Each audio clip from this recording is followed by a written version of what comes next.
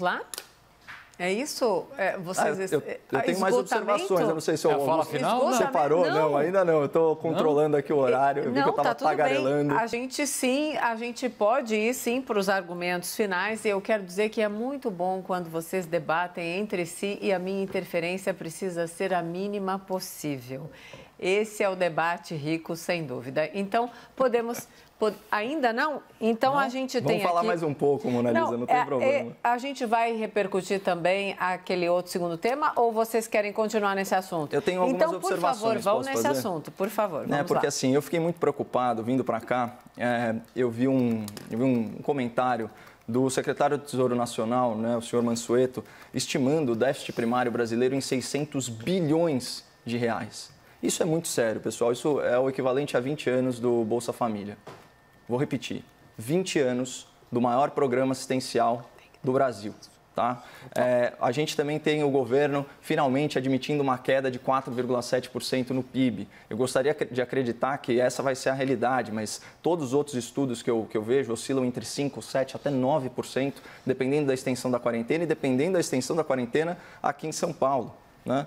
E isso é muito importante, tem vários outros dados que a gente já trouxe, né? Então aquele dado triste do Sebrae, falando no fechamento de 600 mil empresas, aquele estudo, né, do Instituto Brasileiro de Economia, da Fundação Getúlio Vargas, que já projetou aí o desemprego para a faixa de 23%. A gente está falando de um incremento aí de 12 milhões e 600 mil trabalhadores, né, na fila do desemprego. E, de novo, só para não perder o hábito e para irritar os pesquisadores que não gostam de ser citados, a cada 1% de aumento no desemprego aqui no Brasil, cresce a mortalidade em 0,5%. E esse estudo sequer contabiliza a mortalidade infantil, o que é assustador, porque a gente viu a Unicef publicando um estudo, uma projeção de que o lockdown, né, seja ele necessário ou seja ele exagerado no seu formato horizontal, o que quer que seja, mas ele tem potencial de aumentar a mortalidade infantil em mais de 40%.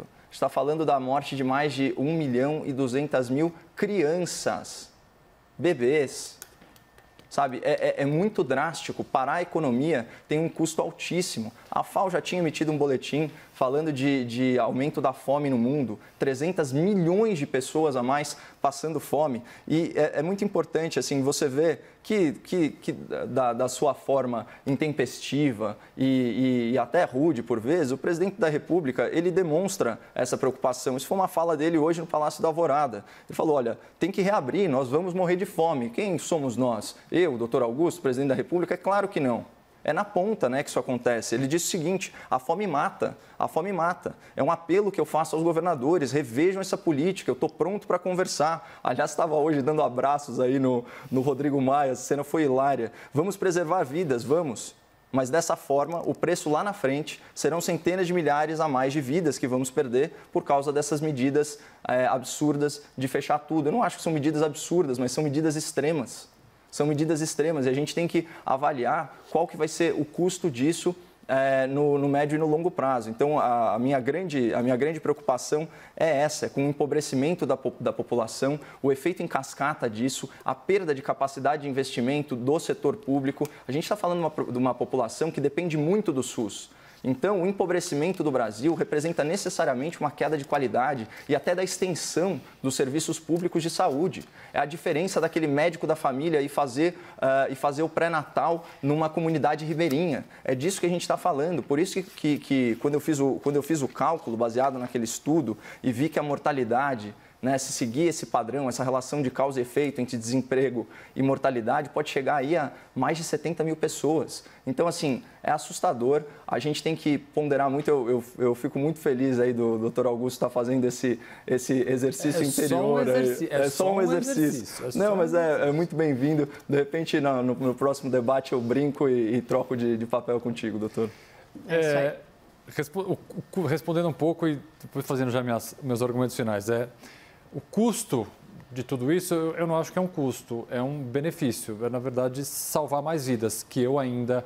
E pegando a frase do ex-ministro Mandetta, numa entrevista bastante impactante que ele deu para Christiane Amanpour na CNN americana, onde, perguntado quem estava certo, se o presidente Jair Bolsonaro ou ele, na condução das medidas contra a Covid-19, ele falou uma frase que me marcou bastante, que, traduzindo, é a seguinte: a história vai dizer. A história vai dizer quem está certo. Voltando um pouquinho, pegando algumas falas do Caio, acho que justamente por ser o governador João Dória um empresário, antes de qualquer coisa, um empresário de bastante sucesso até, e que se lançou na política de forma até recente, e ter uma ligação íntima com todo o empresariado de São Paulo e do país todo, eu ainda imagino que a reflexão que ele faça através de uma equipe que sabemos é multidisciplinar, com cientistas sim, com médicos altamente especializados, como o Davi Wippe e outros tantos, é uma decisão que pensa, inclusive, na economia. Quando eu ouço aqui que só morrem as pessoas com falta de tratamento médico, eu gostaria de trazer de forma extremamente breve um tema que eu gostaria que a gente debatesse aqui em algum momento, para dizer o seguinte: tem uma parcela da população, sim, que está morrendo de Covid-19 sem tratamento médico, que são os presos.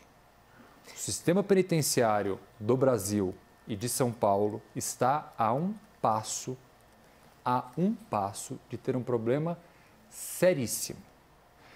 Nós, obviamente, no meio de tantos problemas que nós temos, esquecemos de olhar, e os governos estaduais, inclusive, esquecem de olhar o potencial explosivo em todos os sentidos, seja do ponto de vista de um contágio exponencial muito maior do que fora do presídio, seja por uma questão de segurança pública, a bomba, isso é a palavra, a bomba, que é o sistema penitenciário, principalmente o de São Paulo. Eu não vejo medidas, obviamente a gente vai debater em algum momento isso e eu vou poder explicar melhor, mas sim há pessoas morrendo sem tratamento médico e isso é grave em todos os aspectos que a gente vem olhar, tanto no de saúde pública quanto no de segurança.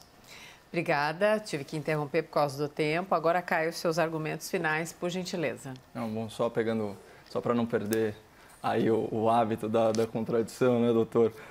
Vamos lembrar sobre o sistema penitenciário, né, que a mortalidade, no caso da Covid, ela cresce exponencialmente conforme a idade do paciente, né? E que a grande maioria, né, dos encarcerados é jovem.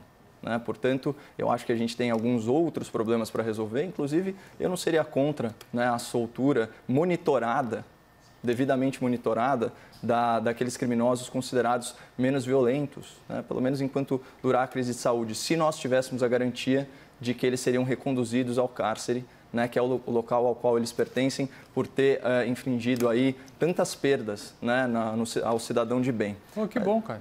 Fiquei contente agora. Sim, o problema é que a gente sabe que esse monitoramento ele é irreal, pelo menos no estado atual das coisas. Mas seria um tema interessante para debate. A gente vai debater. Isso aí, fica para a próxima, tá bem? Tá Obrigada, certo. Augusto. Boa noite a você, até amanhã. Obrigada, Caio. Até amanhã. Boa noite. Boa noite, Mona Lisa.